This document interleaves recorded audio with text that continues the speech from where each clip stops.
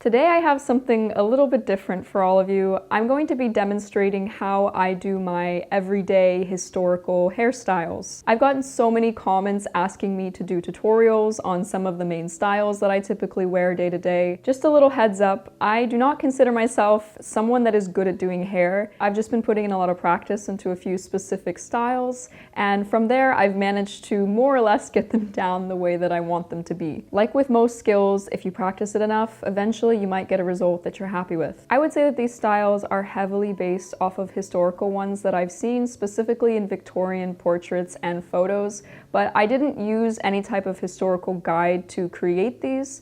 Rather, I just used the photos or the paintings as references and then sort of made it up as I went along. Therefore, I will not be using the historically accurate creams and tools and things like that. Rather, this is how I've modified them to easily apply them into my everyday life to go along with wearing historical clothing every day. So most of these styles have two different variations. There's the over the ear style, where you basically move your hair and let it sit over your ears like this, and from there you do the design.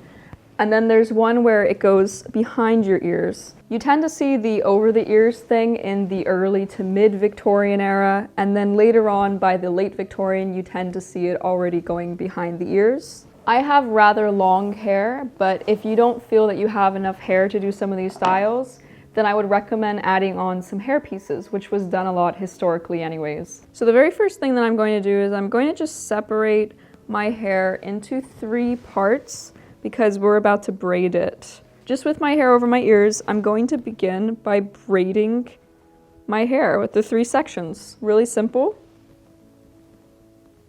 Doesn't need to be perfect.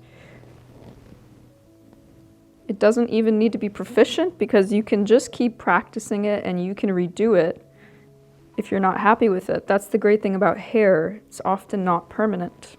So once I've got my braid here, I'm going to just take it and I'm going to begin by rotating it like this, just coiling it so that it starts to kind of form a bun.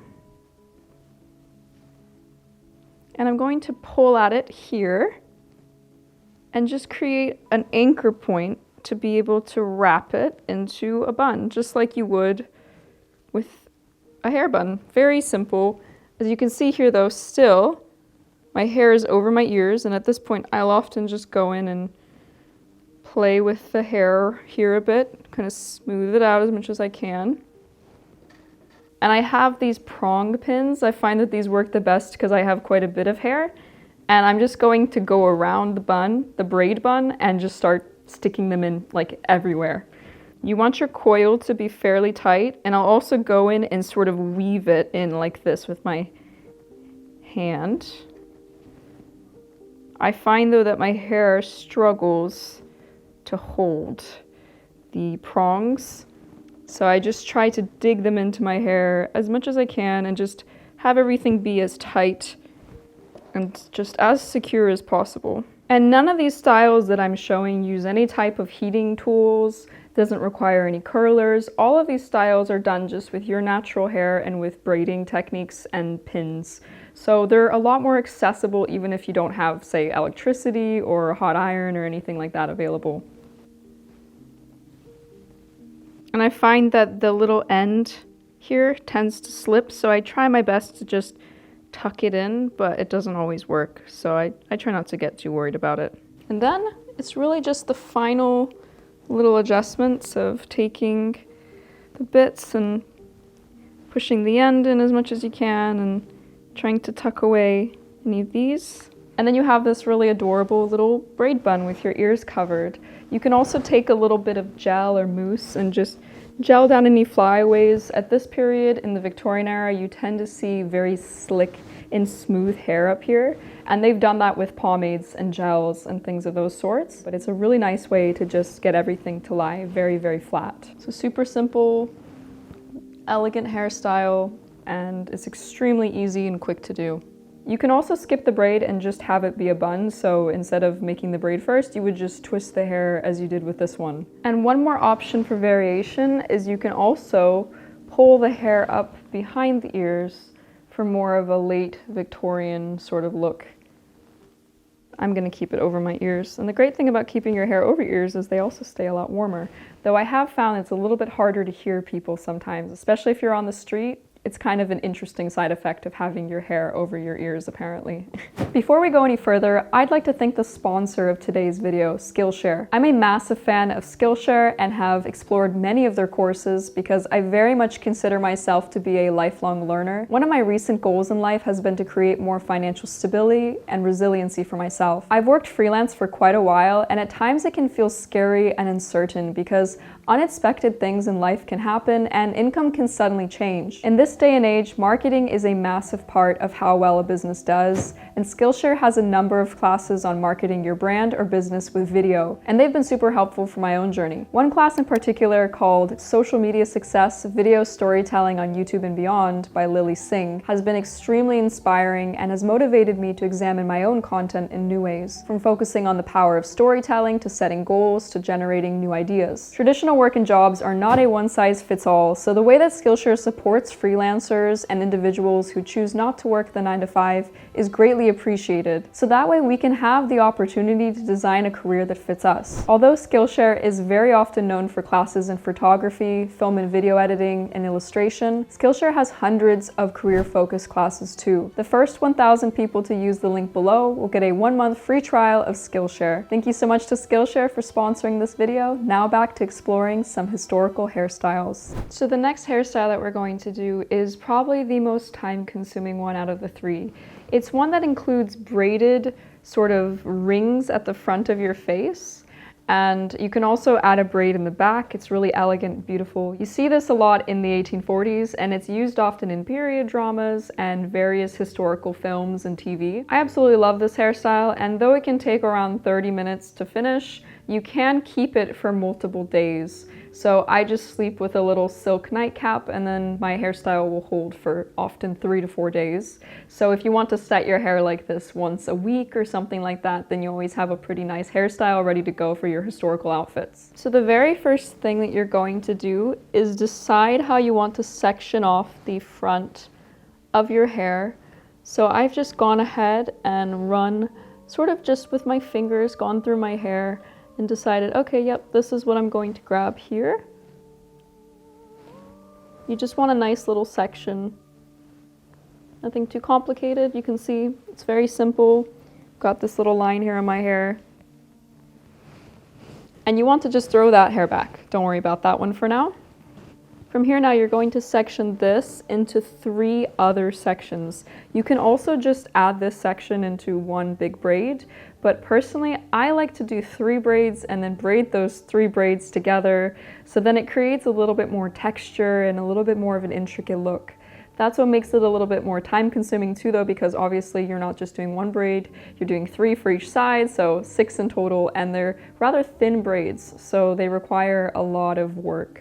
If you want to modify this, just make this into 1 braid and we can proceed from there with the final steps. But I'm going to go for the 3 braid option. So I'm separating this big section into 3 little ones, like so. And I find it's helpful if you have hairs that are on sort of another layer to let those be with that layer, like this one. Those upper hairs wanted to be down here. You can see a few more right here. So I'm just going to let them be to not pull them too much. To let the braid lay really flat, you want to pull the hair in the direction that you're going to have the braid go. So if the braid is going to be swooping like this, you want the hair to also be tugged in that direction as you're braiding it. So I'm just separating now this section into 3 more sections to be able to braid it. And I'm going in with the braid. You want this braid to be really tight. So I'm pulling at it every time I do the movement. And it doesn't need to be perfect. Doesn't even need to be proficient, because you can always redo your braid. You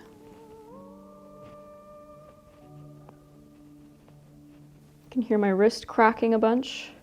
The joys of having cracky wrists. I'm just going all the way down here towards the end. You want to braid as much of it as you can. And again, if you don't have enough hair, you can always do this with hair pieces.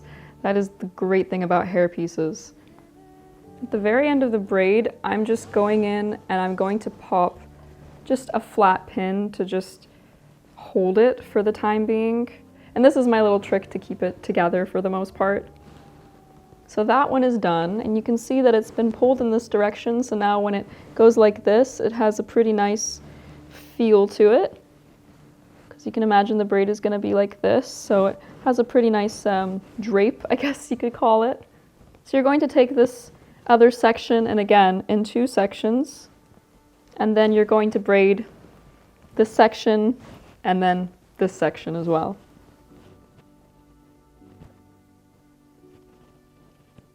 So we've got our 2 braids there, and it's on to the front one. I think the front one is the most important to have it be in a way that you're happy with it, because this is the one that you're going to be seeing the most of, more or less, at the front. So I'm just sectioning it again into 3 little parts, and I'm pulling it this way to kind of make sure it lays nice and flat on my head. All right, so now I've got my 3 beautiful little braids here, as you can see, 1, 2, 3. And I'm going to take these, and one by one, I'm just going to braid the 3 of them together. Again, pulling it in the direction that I want the braid to be. So again, nice and flat. This one isn't quite as flat as I want it, but that's okay. And it creates this really intricate, almost rope-like texture with your hair. And then I've got my braid here that's formed from a triple braid. I'm going to just pop a pin at the end now to hold it in place for the time being. And you can see later we're going to go in and do this with it and attach it into the main braid in the back. So that's why we've done this thing where we've tried to keep it exactly how we want it, as flat as we want it in the front, because if it's being pulled like this, then it's nice and smooth here, and you can also go as well and gel it down. So now I'm just going to repeat the same thing on the other side of my hair, and I'll be back. So now I've got my 2 little front pieces here. As you can see, I've got my 2 little braids, and the rest of my hair is all sectioned back. Now there's 2 options that you can do here. You can part the 2 parts of your hair here into like a top braid and a bottom braid, and then wrap those 2 together in a bun in the back. But I have a much simpler method for you all, which is just to come and take the rest of the hair here and separate it into 3 sections. And then you're going to braid these 3 sections together behind the ears. So putting the hair here behind the ears. I find that the hardest thing for me with braiding is getting my hair separated enough that it isn't all tangled up with the other section. Because when you have long and thick hair that tangles super easily, makes it really simple to end up losing your braid. So just like we did in the first hairstyle, you're just braiding the back of your hair. Now that you've reached the end here, you're going to go and do the same thing that you did with the first hairstyle, which is just to begin wrapping it into a bun in the back. Just gonna start twisting and wrapping. And you want to twist very, very tight to get it extremely secure on your head. And again, with the ends, just kind of tucking them in, and you'll just start pinning the same way you did with the first hairstyle. So now you're probably wondering, well, Vasi, what do I do with the rest of these braids here? Well, that's a very, very good question. Oh, they've attached to my microphone magnet. That is not good. So what you're going to do with these now is begin to lay them the way that you want them along your face so that they dangle kind of underneath your ears, framing them.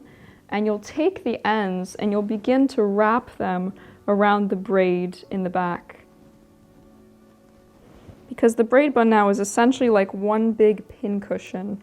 And that means it's perfect for putting a bunch of pins in it.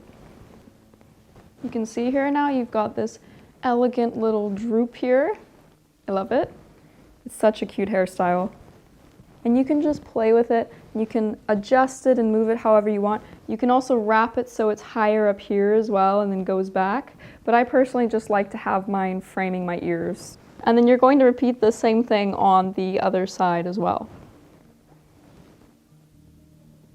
I guess we can't get away from pins, can we? And then you're left with this adorable 1840s hairstyle.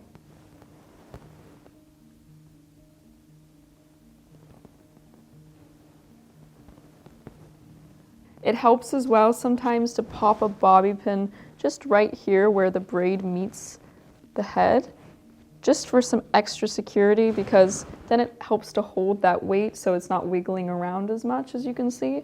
So it kind of just keeps it more in place. You can also part these sections so that they're a bit thicker, so that way the part goes back to here rather than so close to your head. So there's a lot of different things that you can do with this hairstyle and modify it slightly to make it your own. This next look is sort of a folky, historical style look. I think it feels a bit medieval, a bit Renaissance, a bit Renaissance revival, so also could be potentially used for Victorian. To begin with, you're going to section your hair in half in the back here. Now, because I can't see the back of my head, I have no idea if this is going to look good or not. I'm just going to give it a go by taking this comb here and hope for the best, basically. So yeah, if it ends up looking like garbage, well that is why. That feels okay. Let's just go with that. Yeah, let's be a bit chaotic. So then you're going to take this section here and scoop up any of the little hairs in the back, make sure you get them all. And what you're going to do is make this into a braid.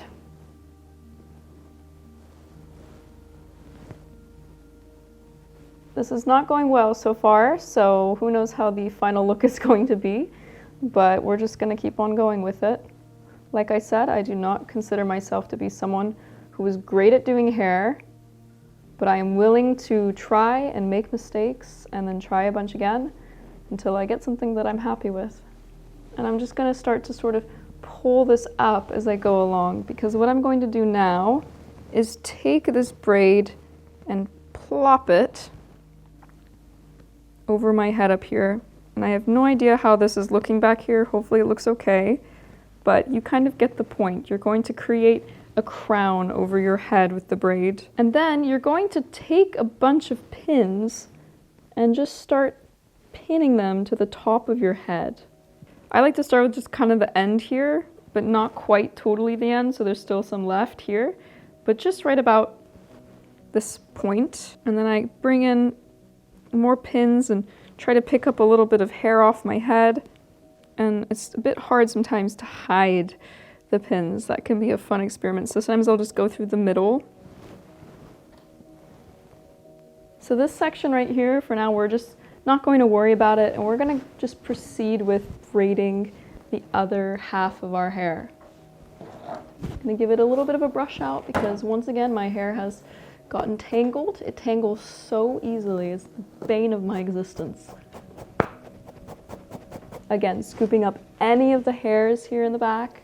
You want to make sure that they're covered. And you can also do this with the hair over your ears if you want to kind of create that extremely historical hair cocoon vibe. Using the viewfinder as a mirror. Nothing new there. And I'm just going to work to try and make this braid as tight as I can, even though it's such a thick section of hair. And I might need to redo it. I don't know. We'll see what happens. Let me pull it up. See? Look how cute that is. Isn't that adorable? Kind of feels like Princess Leia a little bit. And same with this one. You're just going to take it, wrap it over, work to bring the edges, kind of twist them a bit. See here? Give it a little twist.